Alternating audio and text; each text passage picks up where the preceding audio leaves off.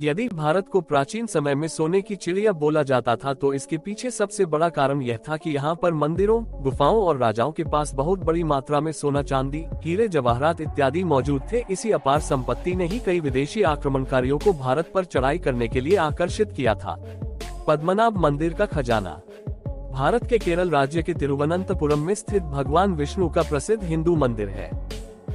मान्यता है कि सबसे पहले इस स्थान से विष्णु भगवान की प्रतिमा प्राप्त हुई थी, जिसके बाद उसी स्थान पर इस मंदिर का निर्माण किया गया है। भगवान विष्णु को समर्पित पद्मनाभ मंदिर को त्रावणकोर के राजाओं ने बनाया था। इसका जिक्र 9 शताब्दी के ग्रंथों में भी आता है, लेकिन मंदिर के मौजूदा स्वरूप को भी 18वीं शताब्दी में बनवाया गया था। मान्यता है कि तिरुवनंतपुरम नाम भगवान के अनंत नामक नाग के नाम पर ही रखा गया है। यहाँ पर भगवान विष्णु की विश्राम अवस्था को पद्मनाभ कहा जाता है। 1750 में महाराज मार्तंड वर्मा ने खुद को पद्मनाभ दास बताया। इसके बाद शाही परिवार ने खुद को भगवान पद्मनाभ को समर्पित कर दिया। माना जाता है कि इसी वजह से त्रावणकोर के राजाओं ने अपनी दौलत पद्मनाभ मंदिर को सौंप दी। त्रावणकोर के राजाओं ने 1947 तक राज किया। आजादी के बाद इसे भारत में विलय कर दिया गया, लेकिन पद्मनाभ स्वामी मंदिर को सरकार ने अपने कब्जे में नहीं लिया। इसे त्रावणकोर के शाही परिवार के पास ही रहने दिया गया। जानकारों का ये भी कहना है कि जब भारत सरकार हैदराबाद के निजाम जैसे देश के शाही परिवारों की दौलत को अपने कब्जे में ले रही थी, तब हो सकता है कि त्रावणकोर के तत्कालीन राजा ने अपनी दौलत मंदिर में छुपा दी हो।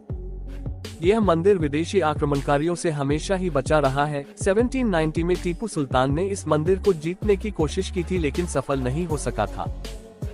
1991 में त्रावणकोर के अंतिम राजा बलराम वर्मा की मौत हो गई। तब से पद्मनाभ स्वामी मंदिर का कामकाज शाही परिवार के अधीन एक प्राइवेट ट्रस्ट चलाता आ रहा है। 2007 में एक आईपीएस अधिकारी ने याचिका दायर कर इस खजाने पर राज परिवार के अधिकार को चुनौती दी। 27 जून 2011 को सुप्रीम कोर्ट ने इस मंदिर के तहखाने खोलकर पूरी संपत्ति का ब्यौरा तैयार करने को कहा। इस मंदिर के 5 तहखानों से 1 लाख करोड़ का खजाना मिला, परंतु 6वें तहखाने को नहीं खोला जा सका क्योंकि राज परिवार इस तहखाने को खोलने की अनुमति नहीं दे रहा है। इस राज परिवार को डर है कि यदि इस मंदिर का 6ठा तहखाना खुल गया तो बहुत बड़ा अनर्थ हो जाएगा। कहा जाता है कि आज से 140 साल पहले 6ठे तहखाने को खोलने की कोशिश की गई थी। तब तहखाना खोलते वक्त कई तरह की अनजान आवाजें और भय ने ऐसा होने नहीं दिया।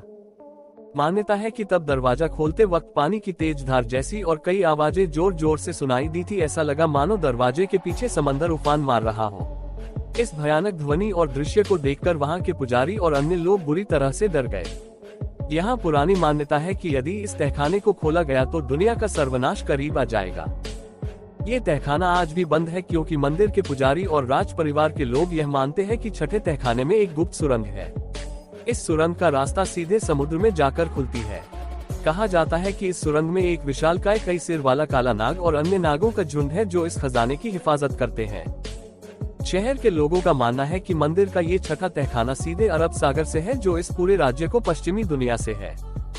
माना जाता है कि त्रावणकोर शाही घराने ने अपने वक्त के बड़े कारीगरों से एक तिलिस्म बनवाया है जिसमें समंदर का पानी भी शामिल है।